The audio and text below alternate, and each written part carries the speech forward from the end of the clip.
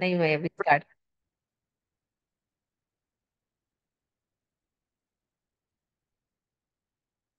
हो सुरुवात करू. हो हो, सुरू कर. श्री गणेशाय नमः. अलंकापुरी पुण्यभूमी पवित्र, तिथे नांदतो ज्ञान राजा सुपात्र. तया ठविता पुण्यराशी, नमस्कार माझा सद्गुरु ज्ञानेश्वरासी. ओम शांताकारं भुजगशयनं पद्मनाभं सुरेशं, विश्वाधारं गगनसदृशं मेघवर्णं शुभांगं, लक्ष्मीकान्तं कमलनयनं योगविद्यानगम्यं, वन्दे विष्णुं भवभयहरं सर्वलोकैकनाथं, वसुदेवसुतं देवं कंसचाणूरमर्दनं, देवकी परमानन्दं कृष्णं वन्दे जगद्गुरुं। मूकं करोति वाचालं पङ्गुल्लङ्घयते गिरिं, यत्कृपातमो वन्दे परमानन्दमाधवं। गुरुर्ब्रह्मा गुरुर्विष्णु गुरुर्देवो महेश्वरा, गुरुर्साक्षात् परब्रह्म तस्मै श्री गुरुवे नमः। योगेश्वर भगवान की जय, देवस्थळी महाराज की जय, संत ज्ञानेश्वर महाराज की जय, पंढरीनाथ भगवान की जय, प्रभु रामचंद्र भगवान की जय, गोपाल कृष्ण भगवान की जय। अवधूत चिंतन श्री गुरुदेव दत्त।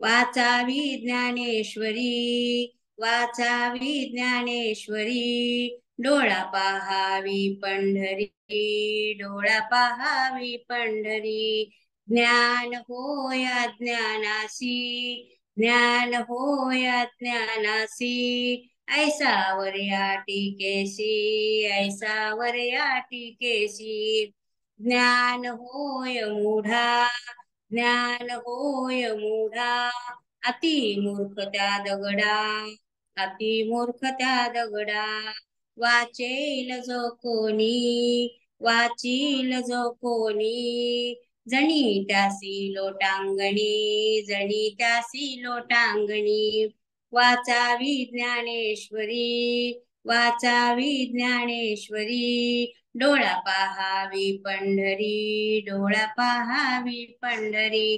ज्ञानेश्वर महाराज की जय। सगळ्यांना मकर संक्रांतीच्या हार्दिक शुभेच्छा। करू ताई सुरू? ताई, हॅलो हॅलो, सुरू करू का?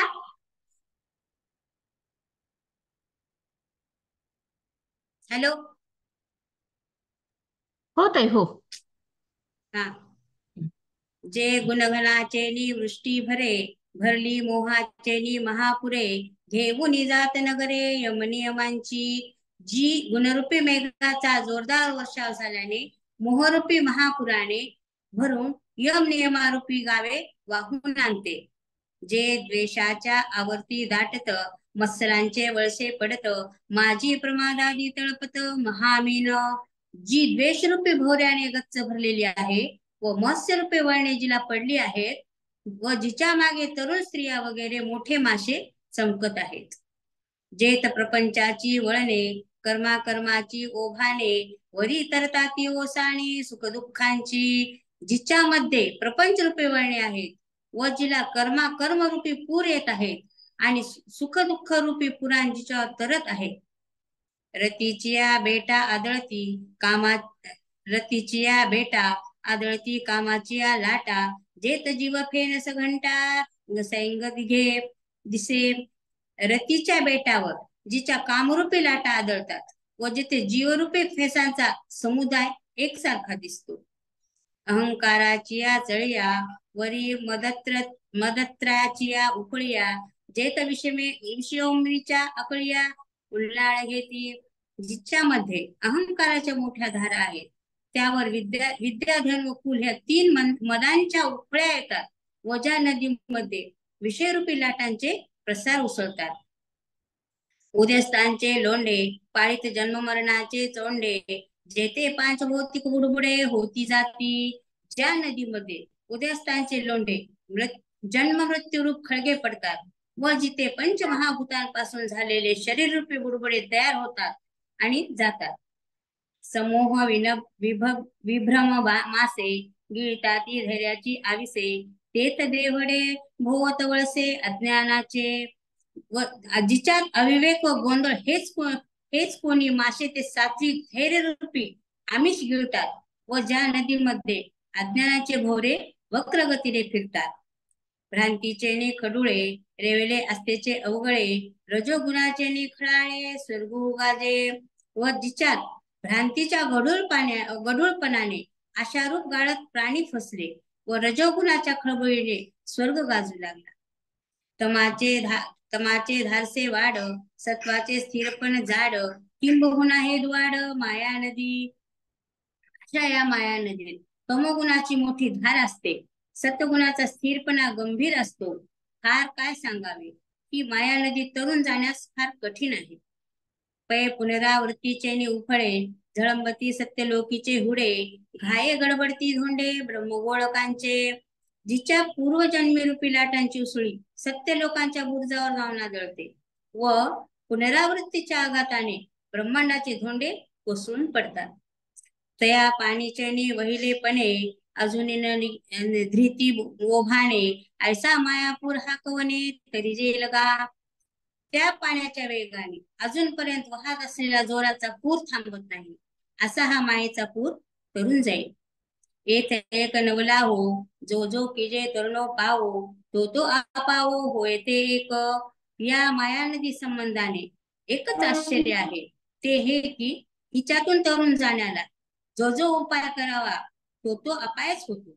तो प्रकार कसा ते ऐक. एक स्वयं बुद्धीच्या बाही रिगाले त्याची शुद्धीच नाही, एक जाणीविजे डोही गर्वेची गिळले.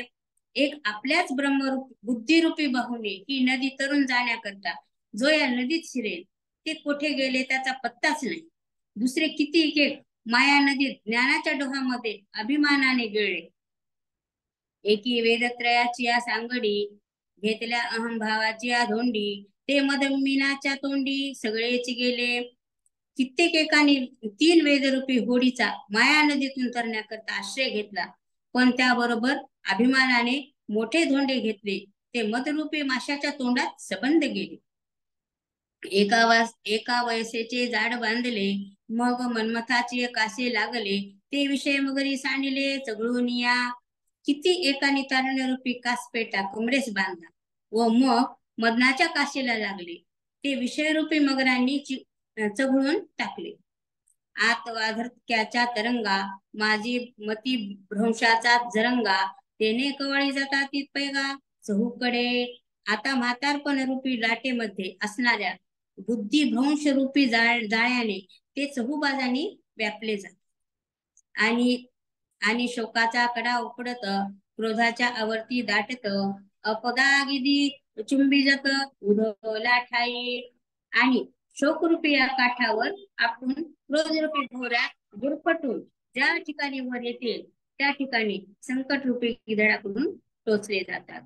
मग दुःखाचे बरबटे बोंबले, पाठी मरणाची रेवे रेवले, ऐसे कामाचे कासे लागले ते गेले वाया. नंतर ते दुःखरूपी चिखलाने भरले व मग मरणाच्या गाळात फसले.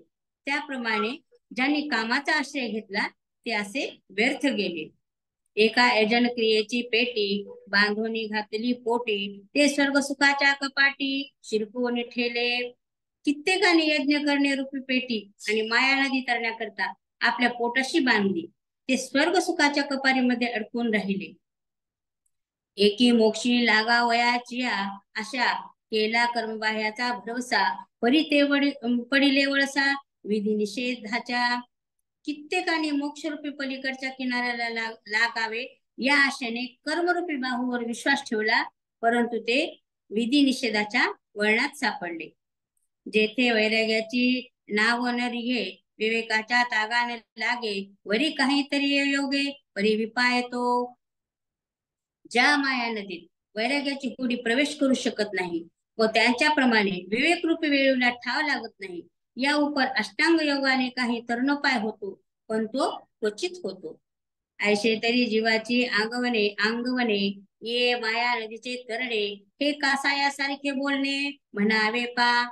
याप्रमाणे जीवाच्या सामर्थ्याने ही नदी उतरून जाणे हे म्हणणे कशासारखे आहे म्हणून म्हणावे. जरी अपथ्य शिळा व्याधी कळे साधूची दुर्जनाची बुद्धी, की रागी सांडी रिद्धी आली सांगती. पर जर पथ्य न करणाऱ्याला रोग घालवता येईल किंवा साधूला दुर्जनाची बुद्धी मिळेल अथवा एखादा लोभी मनुष्य त्यास ऐश्वर्य प्राप्त झाले असता त्याचा तो त्याग करेल. जरी चोरा सभा दाटे अथवा विना वळू घोटे, ना तरी भेडा उलटे विवसी. जरी चोरांनी जर चौकशी करणारे सभासद न्यायाधीश भीतील अथवा माशाला जर गळ गिळता येईल किंवा एखाद्या भित्र्या मनुष्याला पिशाच्यावर हल्ला करता येईल. पाडस वागुर करांडी का मुंगी मेरू ओलांडी, तरी मायाची पैलथडी देखती जीव. धरणाच्या पोराला जर जारे कुडतून तोडता आले असते तरच माया नदीच्या पलीकडच्या काठाला जीव होऊ शकते. मनोनिगा बंडूसुता, जैशी सकामान जिरवेची वनिता, देवी माया माय हे सरिता न करवे जीवा. म्हणून हे अर्जुना, ज्याप्रमाणे विषयी पुरुषाला स्त्री जिंकता येत नाही, त्याचप्रमाणे जीवांनाही मायारूपी स्वसामर्थ्याने करता येणार नाही. एत एकची लीला करले, ते सर्व भावे मज भजले, तया एलीची थडी सरले माया जळ. अशा स्थितीत जे सर्व भावाने मला भजले ते एकच ही माया नदी सहज उतरून गेले व त्यास माया नदीच्या अलीकडच्या काठावरच माया नदीचे जल संपले. जया सद्गुरु तारो पुढे, ते अनुभवाचे कासे गाडे, तया आत्मनिवेदन तरांडे आकळले. ज्या सद्गुरु हा पुढे तारणारा नावाडी आहे, ज्या साधकाने आत्मानुभाव रूपी कसोटा घट्ट बांधला आहे व ज्यांना आत्मनिवेदन रूपी ताफा पुढी हस्तगत झाला आहे. हे अहंभावाचे ओझे सांडूनी, विकल्पाच्या झुळका चुकावणी, अनुरागाचा अनिरुता होऊनी पाणी ढाळू. जे अहंभावे ओझे टाकून विकल्प रूपी वाऱ्याच्या झुळका चुकवून संसारावरील प्रेमाच्या ओहोटीचे पाणी तापून तपासून, जया एकीच्या उतारा बोधाचा जोडला तारा, मग निवृत्तीच्या पहिले तिरा झेपावले. जे ज्यांना जीव व परमात्मा याचा एकरूपी उतार असलेल्या पाण्यात ज्ञानरूपी सोपी पायाट सापडून मग ते पलीकडच्या निवृत्तीरूपी ते वळले.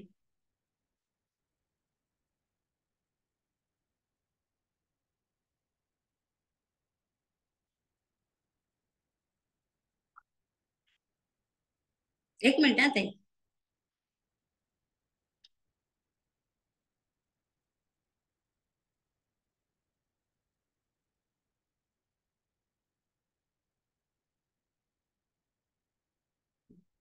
जे उपरतीच्या वावी सेलत, सोहम भावाचे निथावे पेलत, मग निघाले अनकळीत निवृत्ती तटी. वैराग्य रूपे हाताने पाणी तोडीत व मीच परमात्मा आहे असे समजूत हेच कोणी एक बळ त्याने तोल सांभाळीत, अशा रीतीने कसल्याही अडचणीत न पडता निवृत्ती रूपी काठावर ते बाहेर आले. येणे उपाये मज भजले, ते हे माझी माया तरले, परी ऐसे भक्त पाहिले बहुवस नाही. या उपायाने जे मला भजले तेही माझी माया तरून गेले, परंतु असे भक्त थोडे आहेत, फार नाही. लमान दुष्कृतीना अमूढा प्रपत्यन्ते नराधमाः, मायया परुतज्ञाना आसुरं भावमाश्रिताः. चतुर्विधा भजन्ते मां जना सुकृतिनोऽर्जुन, आर्तो जिज्ञासुरर्थार्थी ज्ञानी च भरतर्षभ. हे अत्यंत मूर्ख आणि दुष्ट आहेत, नराधम आहेत, ज्यांचे ज्ञान मायेमुळे नष्ट झाले आहे आणि जे असुरांची नास्तिक प्रवृत्ती धारण करतात ते मला शरण येत नाहीत. जे हे भरत श्रेष्ठ अर्जुना, 4 प्रकारचे पुण्यात्मा माझी भक्ती करीत असतात: आर्थ, अज्ञार्थी, जिज्ञासू आणि ज्ञानी. जे बहता एका अहंतरू, अहंकाराचा भूत संचारू, झाला म्हणून या विसरू आत्मबोधाचा. कारण की वरील साधकाशिवाय बहुतेक इतरांना अहंकार रूपी भूताचा संचार झाल्यामुळे त्यांना आत्मज्ञानाची विस्मृती झाली असते. ते वेळी नेमाचे वस्त्र नाटवे, पुढील अधोगतीची लाज नेनवे, आणि करिता ती ते न करवे वेदू म्हणे. त्यावेळी नियरूप वस्त्रांची आठवण त्यास राहत नाही. पुढे असलेल्या अधोगतीची लाज त्यांना भासत नाही व वेद या गोष्टी करू नये म्हणून म्हणतो त्या गोष्टी ते करतात. पाहे पा शरीराची या गावा, जया लागी आले पांडवा, तो काया तू आघवा सांडूनिया. अर्जुना, पहा ज्या कामाकरता या शरीररूपी गावाला ते आले तो कार्यभाग सर्व सोडून देऊ. इंद्रिया ग्रामीचे राजबिदी, अहम ममतेची या जल्पवादी, विकारांतरांची मांदी मिळवून या. इंद्रियारूपी गावाच्या राज्य रस्त्यावर मी माझेपणाच्या बडबडीने नाना प्रकारच्या विकाराचे समुदाय ते गोळा करतात. दुःख शोकाच्या घाई मरलियाची सेची नाही, ते सांगावया कारण काही ते ग्रासले माया.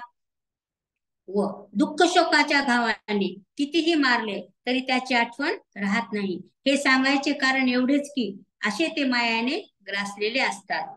म्हणून ते माते चुकले, एका चतुर्विध मज भजले, जिही आत्माहित केले वाढते गा.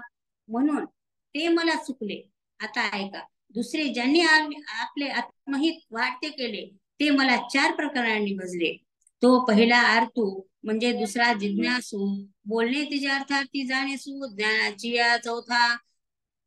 त्यावरील जो पहिला त्याला अर्थ दुःखपीडित म्हणावे, दुसऱ्याला जिज्ञासू ज्ञानाची इच्छा करणारा या नावाने ओळखावे, आणि तिसरा अर्थार्थी द्रव्याची इच्छा करणारा, आणि चौथा तो ज्ञानी होय. तेषा ज्ञानी नित्ययुक्त एक भक्तिर्विशिष्यते प्रिय हि ज्ञानिनोत्यर्थ महंसच मम प्रिय हा. यापैकी जो पूर्ण ज्ञानी आहे आणि नित्य भगवत भक्तीमध्ये युक्त आहे तो सर्वोत्तम आहे, कारण मी त्याला अत्यंत प्रिय आहे आणि तो मला अत्यंत प्रिय आहे. ते आरतू तो आरती चोणी व्याजे, जिज्ञासू तो जाना वया लागी भजे, निजवणी तेने इच्छिजे अर्थसिद्धी. त्यात जो आर्त आहे तो पिढीच्या निमित्ताने भक्ती करतो, व जो जिज्ञासू आहे तो जाणण्याकरताच भक्ती करतो, आणि तिसरा जो आहे तो अर्थप्राप्तीची इच्छा करतो. मग चौथीची या ठाई काहीच करणे नाही, म्हणून विभक्तो एक उपाही ज्ञानी जो. मग राहिलेल्या चौथ्याच्या ठिकाणी काहीच कर्तव्य नसते. म्हणून अर्जुना, जो ज्ञानी आहे तो एक भक्त आहे असे समज. जे तयाची या ज्ञानेचे प्रकाशे फिटले भेदाभेदांचे कडवसे, मग मीची झाला समरसे, आणि भक्तूही ते विची. कारण की ज्ञानाच्या प्रकाशाने ज्याच्या ठिकाणाचा दैत्य रूपी अंधार नाहीसा होतो, नंतर ब्रह्मक्याने जो मद्रूप होतो, आणि मद्रूप होऊन सुद्धा तो माझा भक्तच असतो, भक्त असतोच.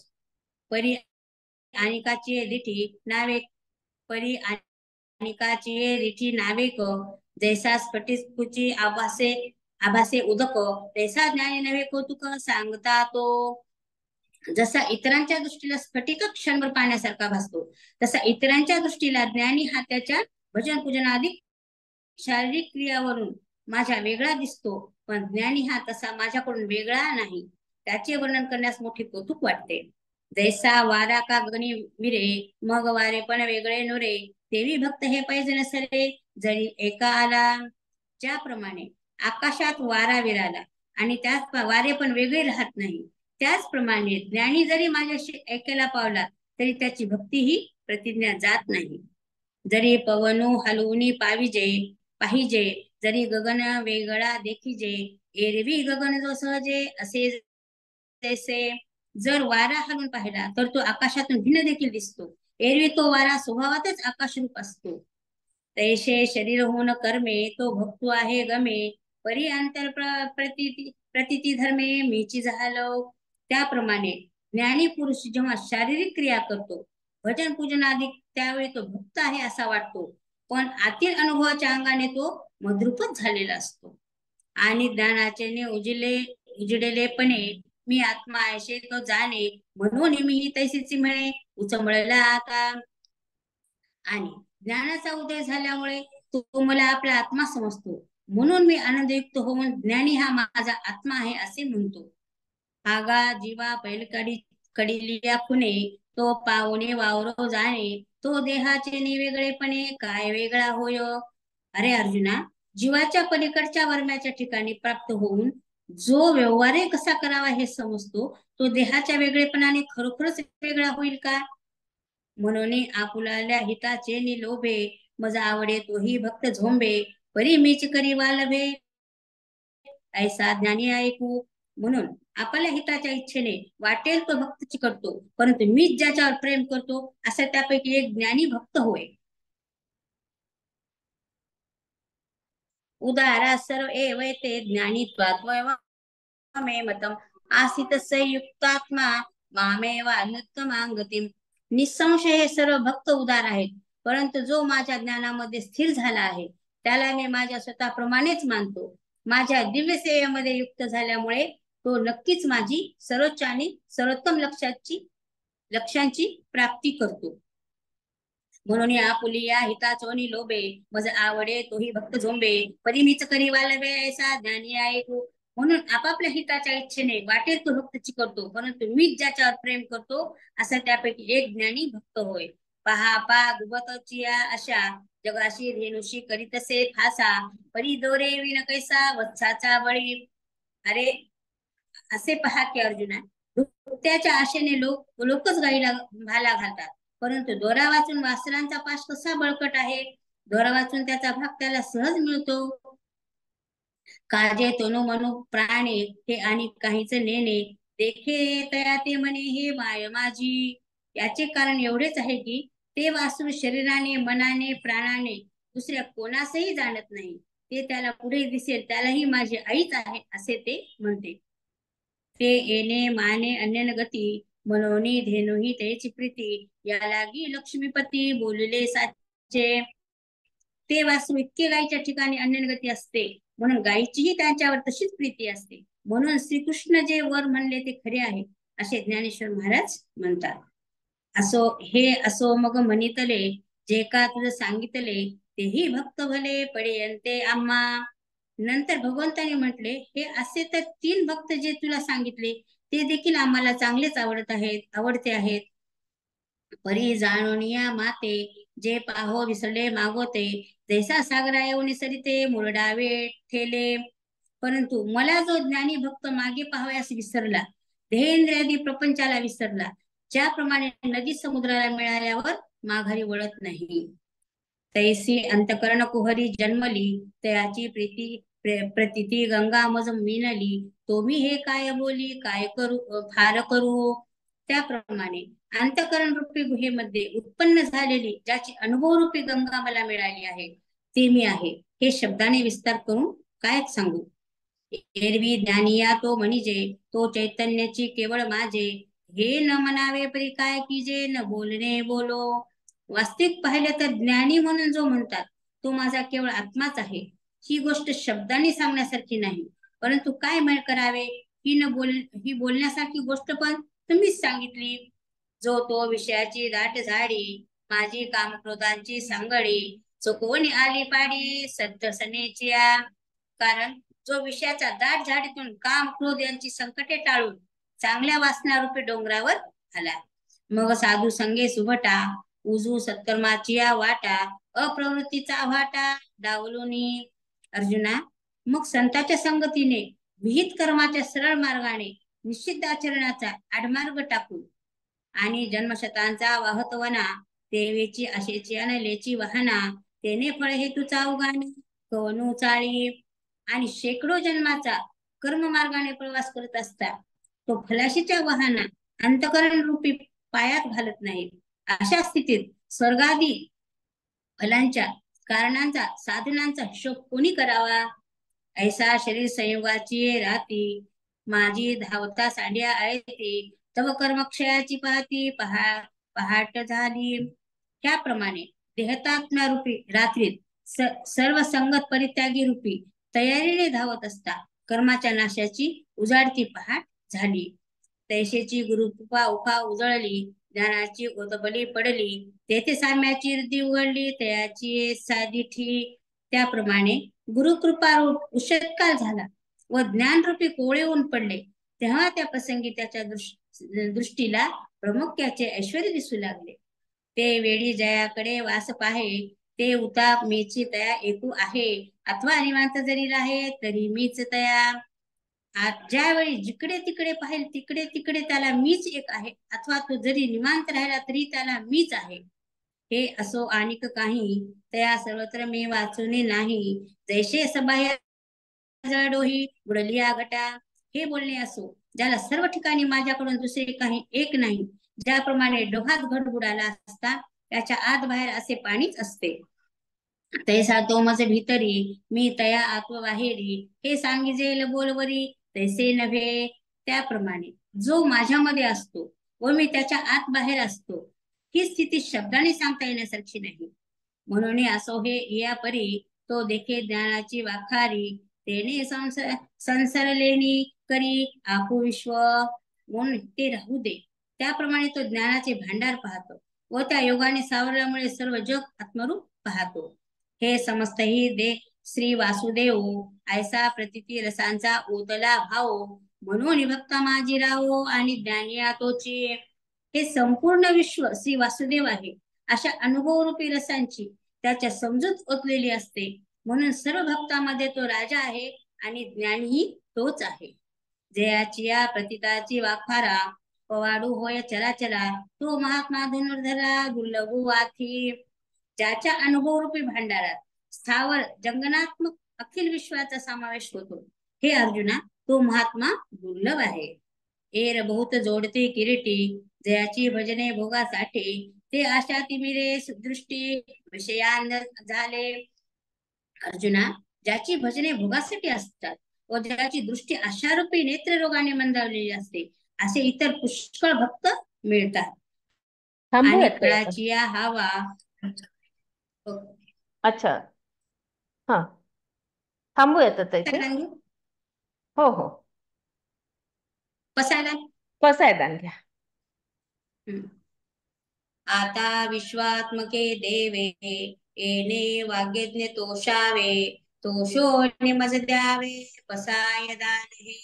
जे फळांची व्यंकटी सांडो, तया सत्कर्मी रती वाढो, भूता परस्परे पडो मैत्र जीवांचे, दुरितांचे तिमिर जावो, विश्व स्वधर्म सूर्य पाहो, जो जे वांछील तो ते लाहो, प्राणी जात वर्षत सकळ मंगळी, ईश्वर निष्ठांची मांदी आळी, अनवर्त भूमंडळी भेटो तया भूता. चला कल्पतरूंचे आरव, चेतना चिंतामणीचे गाव, बोलती जे अर्णव पियुषांचे, चंद्रमेजे अलांछन, मार्तंड जे तापहीन, ते सर्वारी सदा सज्जन, सोय रे होतू किंबहुना सुखी, पूर्ण हो नितिनी लोकी, भजे जो आदिपुरुषी अखंडित, आणि ग्रंथ उपजीविये विशेषी लोकी, दृष्टा दृष्ट विजय होवा वेजी. एथ म्हणे श्री विश्वेश्वरा हो, हा होईल दान पसाहो, येणे वरे ज्ञान देव सुखिया झाला, येणे बरे ज्ञान देव सुखिया झाला, येणे बरे ज्ञान देव सुखिया झाला. ज्ञानेश्वर महाराज की जय. जय श्री कृष्ण. जय श्री कृष्ण. छान ताई, आपलं वाचन छान झालं.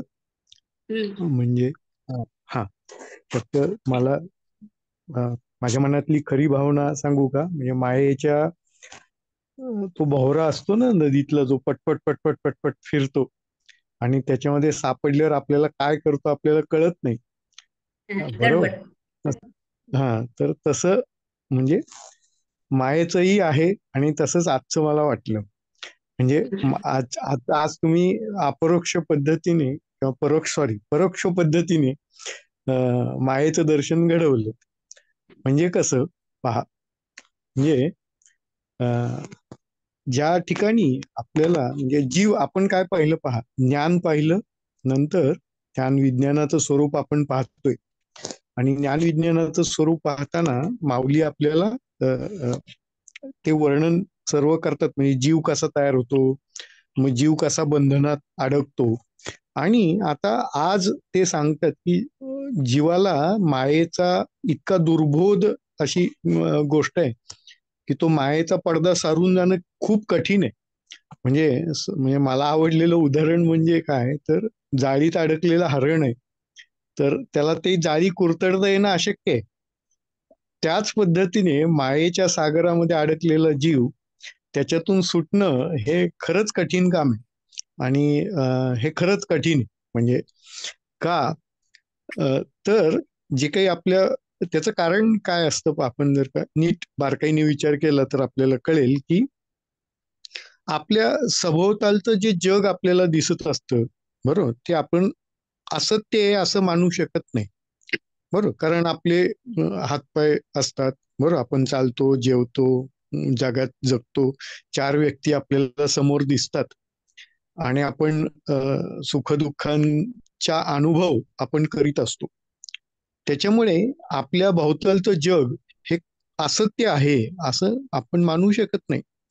आणि ते असत्य म्हणजे असत पण आहे आणि सत पण आहे, असं शंकराचार्य त्याचं विवरण करतात.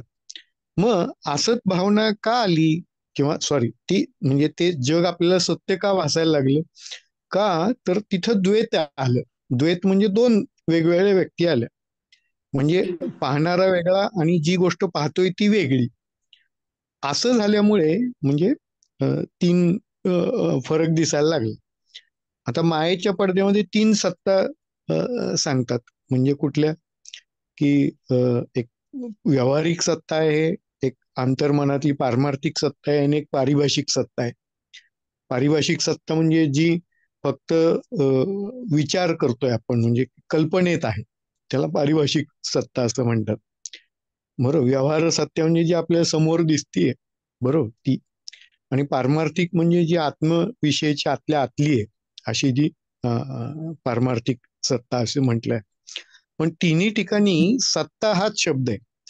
सत्ता म्हणजे काय, की या जीवामध्ये पण ईश्वरच आहे किंवा परमेश्वर आहे, या जगतामध्ये पण ईश्वरच आहे आणि स्वतःमध्ये पण ईश्वरच आहे. आणि ती सत्ता त्याची आहे. आणि ही सत्ता त्याची असल्यामुळे आणि त्याच्या ज्या काही म्हणजे ह्या जगाची जी सृष्टी निर्मिती झाली ती तमोगुणांच्या प्रभावामुळे झाली. म्हणजे ते चैतन्य आणि तमोगुण यांचा प्रभाव वाढला म्हणून सृष्टी आली. आणि म्हणून ती माया इतकी गडद आहे की ती पार करून जाणं अवघड आहे. आणि ती पार करून जाण्यासाठी सर्वात महत्वाची गोष्ट काय माऊली पण सांगतात, की पहाट कुठली व्हायला पाहिजे, तर गुरुरूपी उर्षकल आयुष्यात होण्याची खूप गरज आहे. मग परमेश्वर म्हणतो, म्हणजे त्याच्यामध्ये त्या श्लोकांमध्ये माऊली पण आपल्याला हेच सांगतात, की जो भक्त मायेकडे येतो, जो मला भजतो, बरोबर, तोच फक्त या मायेच्या सागरातून पलीकडे जाईल, किंवा ज्याला गुरुची प्राप्ती झाली तो या मायेच्या शक्तीतून बाहेर पडेल. पण माझ्याकडे येणारे जे काही भक्त आहेत ते 4 प्रकारचे भक्त आहेत. एक आर्त भक्त आहेत, म्हणजे खूप दुःख झालेलं आहे आयुष्यात आणि आता दुःख भोगून भोगून म्हणजे पिचलेला आहे. त्यावेळेला तो परमेश्वराकडे, तो परमेश्वर हे माझ्याच आयुष्यात का असं, बरोबर, म्हणजे परमेश्वर कर्तुम अकर्तुम अन्यथा कर्तुम, म्हणजे तो काहीच करत नाही तरी सुद्धा त्याच्यावर अध्यास हा जीव त्याच्यावर करत असतो, परमेश्वर तुझ्यामुळेच झालं. बरं, असं काहीच नसतं, ते आपल्या स्वतःच्या प्रारब्ध कर्मांचं फळ असतं, म्हणूनच त्या आपल्या मनाला दुःखाची भावना झालेली असते. बरं, परंतु त्याचा अध्यास म्हणजे त्याचा आरोप कशावर केलेला आहे, ईश्वरावर केलेला आहे, म्हणून तो ईश्वराकडे आलेला. दुसरा जो म्हणजे अर्थार्थी आहे, म्हणजे ज्याला काहीतरी द्रव्य पाहिजे, धन पाहिजे, शरीरात म्हणजे काहीतरी सुख संपदा पाहिजे, म्हणजे देवा मला नोकरी मिळू दे, देवा मला ह्या गोष्टी मिळू दे, ह्याच्यासाठी देवाकडे जाऊन प्रार्थना करून मागणारे अशी भक्त अनेक असतात. बरोबर, म्हणजे काही ना काहीतरी आशा घेऊन ते सद्गुरूंकडे आलेले असतात, काही ना काहीतरी आशा घेऊन ते परमेश्वराकडे आलेले असतात. कारण सद्गुरू हा जेव्हा मी शब्द वापरतो तो ईश्वर या अर्थीच आहे. म्हणजे सद्गुरू हे ईश्वरच असतात किंवा तो परमेश्वराचाच अवतार असतो, बरोबर.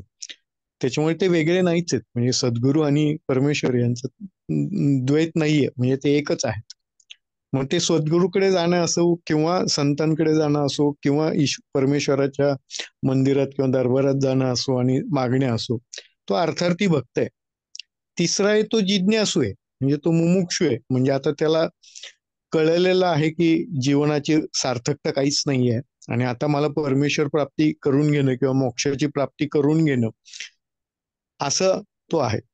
म्हणजे त्याला दासबोधामध्ये पाचव्या दशकामध्ये समासात जे सांगितले त्याच्यामध्ये 4 प्रकारचे असतात व्यक्ती, असं सांगतात समर्थ रामदास. एक म्हणजे बद्ध, जो मायेने ग्रासलेला आहे असा तो. दुसरा मुमुक्षू, तिसरा म्हणजे साधक आणि चौथा सिद्ध, असे ते आहेत. आता आणि ज्ञानाचेही 2 प्रकार तसे समर्थ आपल्याला सांगतात. एक बहुधा ज्ञान आणि एक ज्ञान. म्हणजे ज्ञान म्हणजे आत्मज्ञान या अर्थी शब्द आहे. बहुधा ज्ञान म्हणजे जगाविषयीचं जे काही ज्ञान आहे त्याला बहुधा ज्ञान असा शब्द समर्थ वापरतात. परंतु असा जो काही जिज्ञासू आहे, म्हणजे तो जिज्ञासू, त्याला जग जाणून घ्यायचंय, त्याला परमार्थ जाणून घ्यायचंय, त्याला सद्गुरूच्या शरणाकडे जाऊन हळूहळू तो परमेश्वर मार्गाकडे लागलेला आहे, असा तो जिज्ञासू आहे. आणि ज्ञानी म्हणजे कोण आहे, की जो परमेश्वरामध्येच वसलेला आहे, बरोबर. म्हणजे आता त्याला ज्ञान झालेलं आहे, त्याला आत्मज्ञान झालेलं आहे आणि त्याला ईश्वर, ब्रह्म आणि भक्त यांचं ऐक्य झालेलं आहे, असं ज्ञानेश्वर माऊली सांगतात. आणि त्यांना अभिन्नता नाही, म्हणजे ते दोन्ही एकमेकातच विलीन आहेत. म्हणजे जसं की पाण्याच्या ठिकाणी म्हणजे स्फटिक असेल तर स्फटिक आणि पाणी असं एकच भासतं, असं उदाहरण माऊली आपल्याला देतात.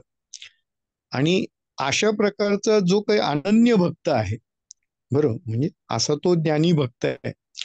शंकराचार्य आपल्याला असं त्याही पुढे जाऊन सांगतात की ज्ञान मिळवणं हेच मोक्ष प्राप्ती मिळवण्यासारखं आहे.